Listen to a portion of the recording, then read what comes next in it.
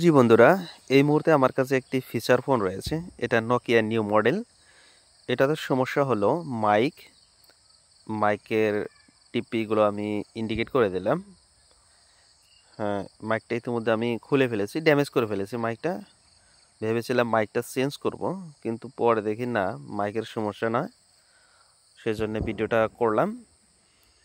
আমি টিপির আউটসাইড দেখুন, এখানে কিন্তু ডায়োড ভ্যালু প্রপার রয়েছে, কোনো সমস্যা নেই।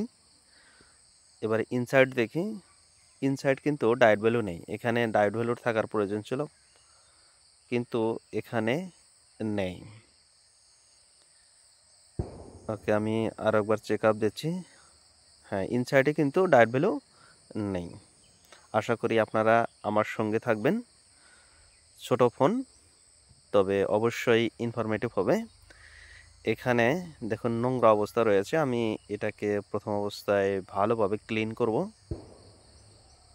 এই ফোনটা হয়তো বা কোথাও দিয়েছিল, এই যে এখন ক্লিন করে দিলাম।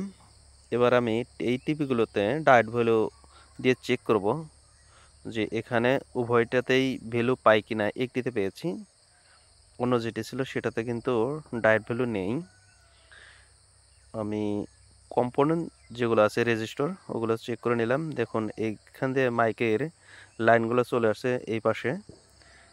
ব্যাটারি যে কানেক্টরটা রয়েছে এই পাশে দেখুন অনেকগুলো কম্পোনেন্ট দেখা যাচ্ছে। অতএব এগুলোই মাইকের জন্য ব্যবহৃত হয়েছে। এখানে দুইটা রেজিস্টর আছে, তারপর রেজিস্টর হয়ে ইন করেছে।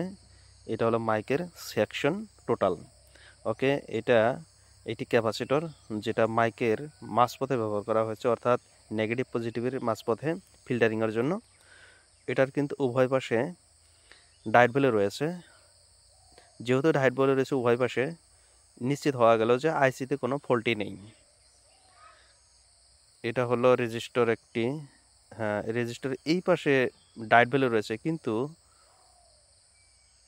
দেখি না, এই পাশে কিন্তু ডায়োড ভ্যালু নেই। অর্থাৎ সিরিজের রেজিস্টার ব্যবহার করা হয়েছে। সিরিজের রেজিস্টারে এক পাশে ভ্যালু আছে, আর এক পাশে ভ্যালু নেই। মাইকের ক্ষেত্রে সিরিজের রেজিস্টার থাকে এবং সিরিজের ক্যাপাসিটরও থাকে, কিন্তু এখানে যে রেজিস্টরটির এক পাশে ভ্যালু আছে, কিন্তু অন্য পাশে ভ্যালু নেই। পরিষ্কার বোঝা গেল যে এই রেজিস্টারটি খারাপ। ঠিক আছে, আমি রেজিস্টারটি আয়রনের সাহায্যে উঠিয়ে দিলাম। এবার আমি এটাকে সুন্দর করে একটু জাম্পার করে দেব। আমি একটু সোল্ড করে নেই প্রথম অবস্থায়। এবার জাম্পারটা আমি করে দিচ্ছি। যদি সিরিজের ক্যাপাসিটরটি ব্রেক হয়ে যায় তাহলে কিন্তু জাম্পার চলবে না, রেজিস্টার করা যাবে।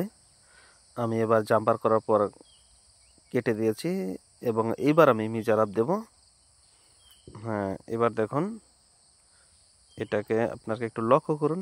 আমি এগুলো কিন্তু step by step check up দিচ্ছি। দেখুন এখন কিন্তু ডায়োড ভ্যালু চলে আসছে।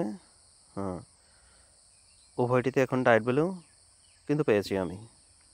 এটা রেজিস্টার ছিল। আচ্ছা, এখানে এই পাশে হবে, এই পাশে দেখুন। হ্যাঁ, উভয়টিতে কিন্তু ডায়োড ভ্যালু চলে আসে। এবার আমি টিপিগুলোতে চেক আপ দেব। এখানে ইতিপূর্বে চেক আপ দিয়েছিলাম, কিন্তু রেজাল্ট আসেনি। ইতিপূর্বে এখানে ছিল, যে ভ্যালুটা ছিল সেটা আছে, এখন এটা তো চলে আসছে। অর্থাৎ আমার যে পয়েন্টটি ব্রেক ছিল সেটা কিন্তু রিপেয়ার হয়ে গেছে।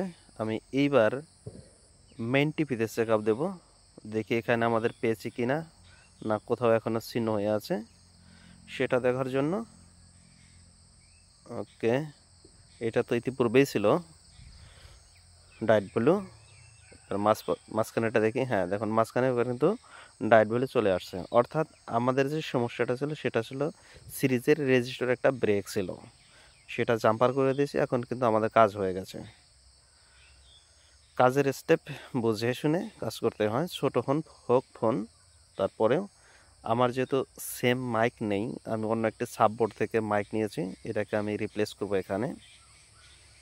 কারণ মাইকটা খারাপ ছিল না, কিন্তু আমি যেহেতু মাইকটা চেঞ্জ করতে ড্যামেজ করে উঠিয়েছিলাম, কিন্তু আমি এখন অন্য একটা মাইক সাববোর্ড থেকে উঠিয়ে নিয়ে আসব। ইতিমধ্যে উঠিয়ে নিয়ে আসছি।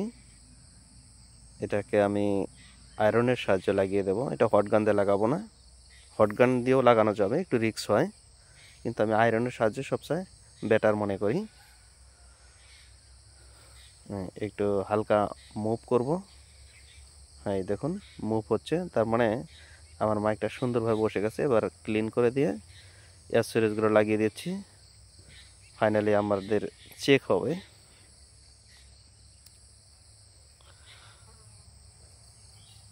ওকে, এবার ক্লিন আপ করে এটাকে চেক আপ দেবো। ছোটো ফোন, কিন্তু সব যেহেতু আছে ছোটো ফোনেরও কাজ করতে হয়। এখন অবধি ডিনাই করার কোনো সুযোগ নেই।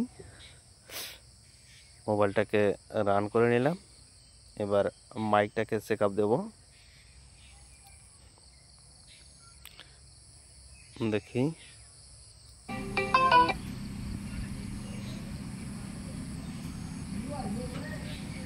Hello hello hello hello hello hello hello hello. জি ধন্যবাদ, আমাদের সমস্যার সমাধান হয়ে গেছে।